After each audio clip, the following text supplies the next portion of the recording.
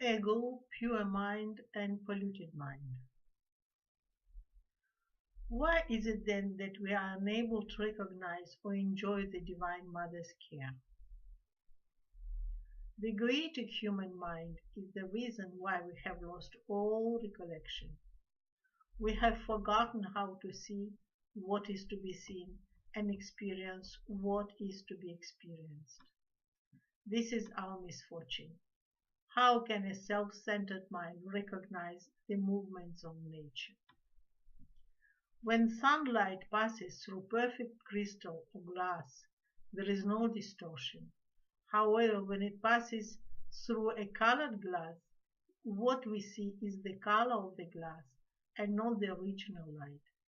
The mind and intellect of a person with ego are like the colored glass. When the movements of nature are perceived by them, what is perceived is only the quality of the mind comparable to the colored glass. When the mind is blinded by negative emotions like jealousy, hatred, vengeance, and lust, the pure information coming from the higher nature is distorted or colored according to these tendencies. These forms what we call lower nature. In other words, the movements appearing in nature as perceived by an imperfect mind becomes an expression of the lower nature, Tamoprakriti. However, if the mind is pure, the movements are those of the higher nature, Divyaprakriti. So with discernment, we have to recognize the vibrations of lower nature as our deficiencies. At the same time, be open to the higher energies for them to manifest in us. When we start living like that, the movements of the divine nature penetrate deep into us. In this process, the deficiencies of our lower nature, be they our own tendencies or influences of the society, get gradually replaced by divine movements. The movements of the divine nature become free to manifest without hindrance, like the sunlight passing through clear glass.